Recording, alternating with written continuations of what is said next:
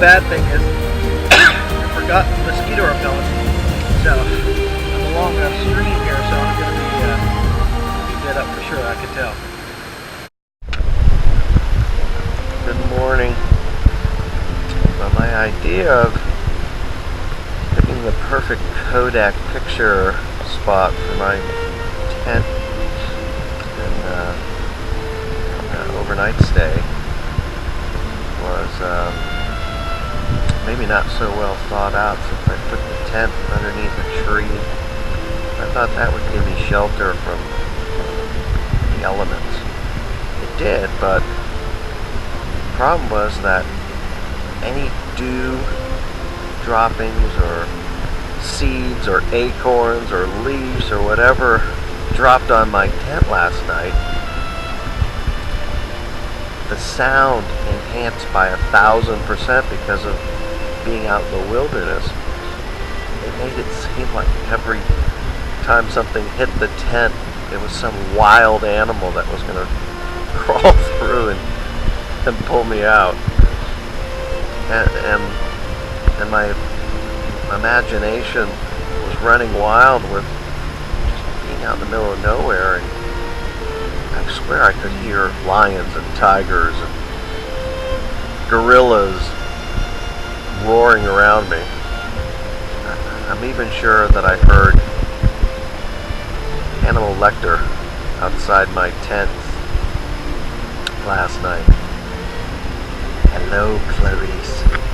This camper would make a fine dinner with a nice glass of Chianti. Of course, I might be exaggerating a little bit. I'm still here in the morning. The tent's not shredded by wild animals. Get myself up and moving. I'm sore.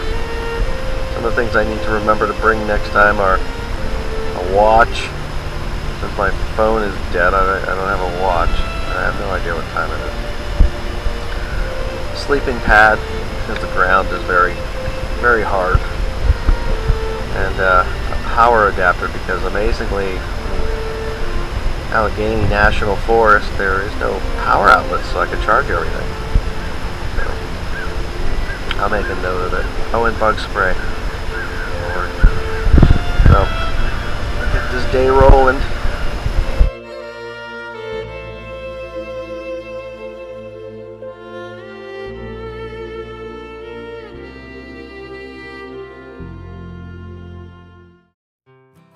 After packing the tent up and loading the bike, I headed up to the Kanzua Bridge State Park. I think that's how you pronounce it. Anyways, there's a viaduct there that was once known as the world's tallest and longest railroad structure. At one point, it was even considered the 8th wonder of the world. But Mother Nature had some other plans for the bridge. This is the Kanzua Bridge. Pretty parked now, but back in 2003, a tornado came through here. Look down all the trees. You can still actually, that's about 10 years ago, you can actually still see the path of it. And this is the train track right here. And then what's left of it is on the ground. Took out over half of the bridge.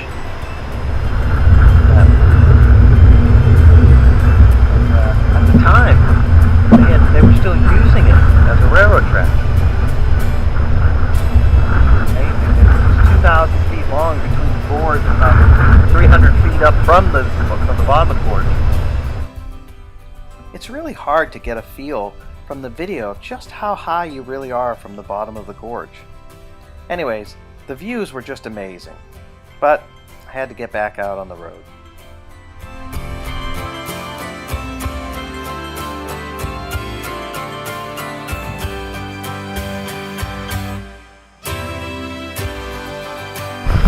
The Marie Antoinette Scenic Site.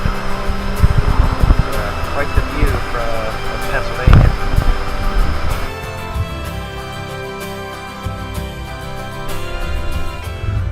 Now when I travel, I don't use a GPS. I use a good old reliable map. Unfortunately, my sense of direction sometimes isn't as reliable. and I've got to stop, get myself pointed in the right direction, and continue on. But being a typical male, I'm not going to ask for directions, and if I do take a wrong turn, well, I meant to do that. Plus, sometimes it adds to the scenery.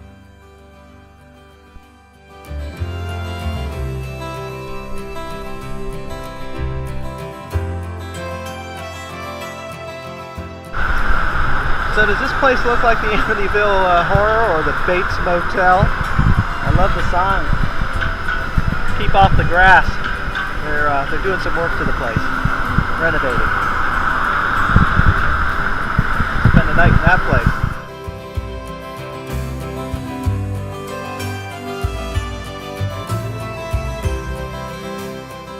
You would think I took a wrong turn and ended up in Italy or in Rome. Some of the ancient viaducts that were over there. This thing's just a massive. You can't get the scale of it on the camera, but massive. It's quite a sight. Now this arch bridge is the Taconic Viaduct. I think that's right. But it's also known as the Nicholson Bridge. It was built back in 1912. It spans over 2,300 feet. It's 250 feet from the creek floor, and it's still used regularly for freight services. It's just an amazing sight.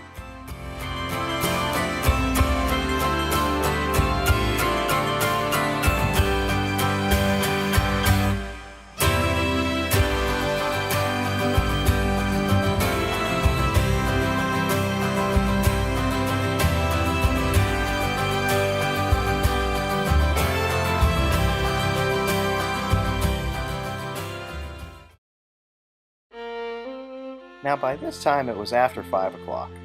On the second day of riding, I was still in Pennsylvania, and I had at least 5.5 hours to go before Rhode Island. So I decided to get off the back roads, hit the highway, and motor on, and make sure that I could get up there before it got too late. Now did I just say something about 5.5 hours to Rhode Island?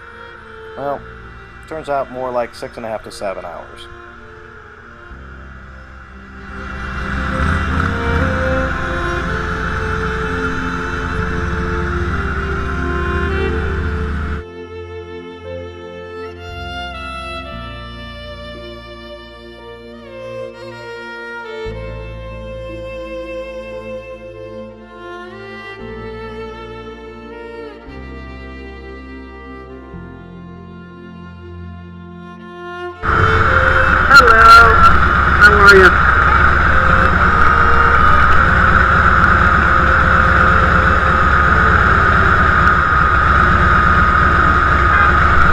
Beeping at me. Thank you.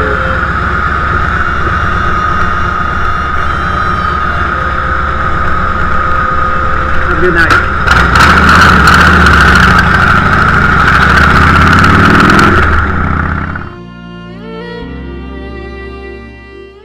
So a very long night of riding, so I could get to This. I'm in Jerusalem, Rhode Island. That's Galilee. In the distance, sun rising, is Newport. My family has been coming to the beach house for 28 years. Beautiful place. Looks like it's going to be another beautiful day.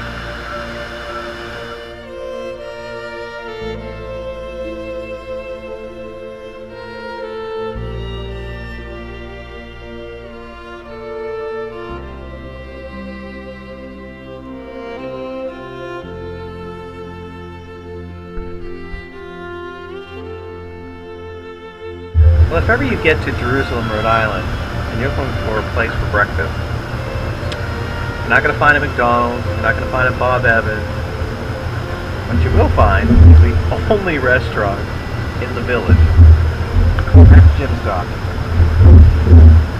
That has been here for a long, long time. There's probably a good history on it. I don't know much of it, but the family is third generation in there now.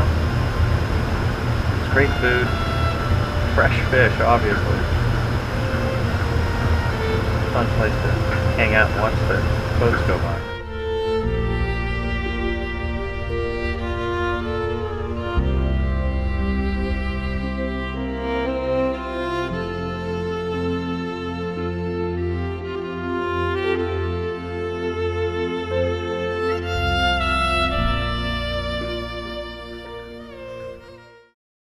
Later on in the day, Dad decided to give me some lessons. Some basics first. That there's a ball. And this is a golf club. You mean this thing right here? Yes, that's a golf club. So is this. Now that's how you hit the ball. Now you'll notice my incredible form here. Or not. How about a side-by-side view? Well, you can probably tell who plays more golf by that swing. So I watch you fall apart as I sing this song. So look at you now, you don't talk so loud. Your eyelashes have all run out from making them wishes. Now here, you're going to see my impression of the Babe Ruth point where the ball's going. Of course, that's not where it ended up going.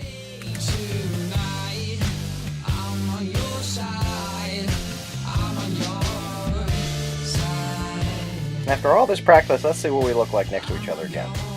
Well, not much improvement for me. So, Dad feels like he needs some more advice. Listen to me, son. You're playing like Happy Gilmore. Get it together. So, let's see. Side by side again, and that might be a little bit more improvement, but needs to work. So after a lot more hacking, I mean hitting of golf balls, we went over to a place that has nothing to do with golf, and everything to do with riding. So while I'm in Rhode Island, I decided to stop over at the Twisted Throttle store. Twisted Throttle is one of the larger distributors for adventure riding equipment service. And as soon as I get that bike, that's where a lot of the equipment I'll end up getting. My buddy Steven just did a video for them, and it should be coming out. A great gig if he starts working for the company. On these adventure rides with them. Anyway, Twisted Throttle, great place, great showroom. It was getting around lunchtime by now, so Dad and I decided to drive over to Newport, Rhode Island. I used to come over here a lot more often when I lived on the East Coast. Newport Jazz Festival, International Boat Show. Ocean Drive is just spectacular. So we decided to have lunch over at the Castle Hill Inn. Amazing views of Newport and the inlet.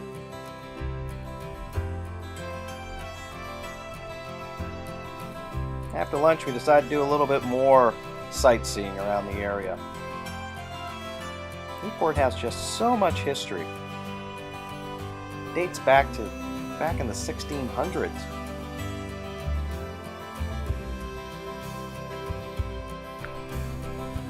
The White Horse Tavern is one of America's oldest taverns. And my favorite street in Newport, Warner Street. Now, no matter how great the sights on a road trip can be, there's nothing like the sight of seeing family that you haven't seen in a couple years. Seeing how big your nephews have grown. This little guy here is Wyatt. Last time I saw him, he was just a year old. I could hold him in my hands.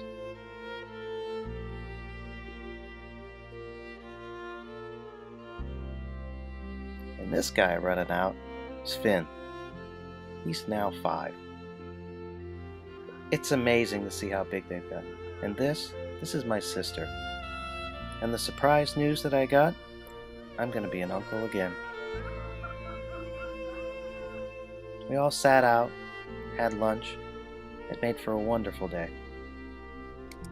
I've got a great brother-in-law. I've literally known him since he was a year and a half old.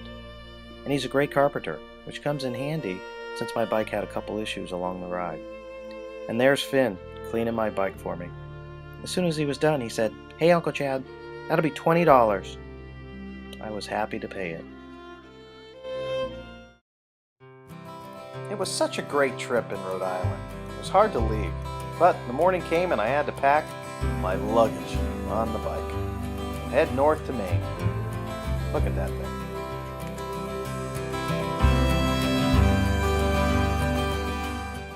Now, since Dad had given me some lessons on golf, I decided to give him a lesson about motorcycles. Now this over here, that's the handlebar. That's what you hold on to. And this turns on the motorcycle. As a matter of fact, this is a motorcycle. No, you can't do any wheelies. Now, I gotta say, it's been a great trip to Rhode Island. Got to see all my family. And the weather is just wonderful for all the days that I've been here. Today it's a little overcast, a little bit of rain. So it looks like Rhode Island's a little sad to see me go. It's going to be about a 4.5-5 hour trip up to Maine. And a little rain along the way. So, aren't you gone yet? I could tell Dad really enjoyed the visit. He seemed a little choked up when I was getting ready to leave.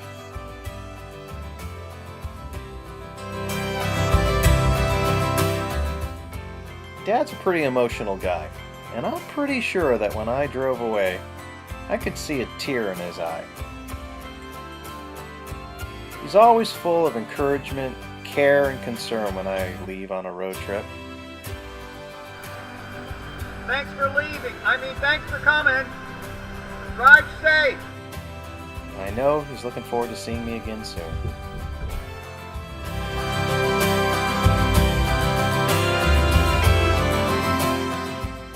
I decided to take another ride through Jerusalem before I headed up north to Maine.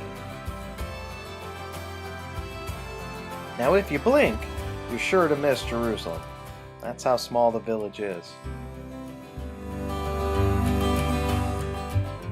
It's always great to get back to a place that you grew up.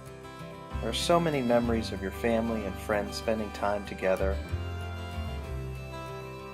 And when you've spent your summers growing up in such a small seaside community, those memories are even more warm and inviting. It was great to be at the beach house, and I'm so looking forward to next summer's visit.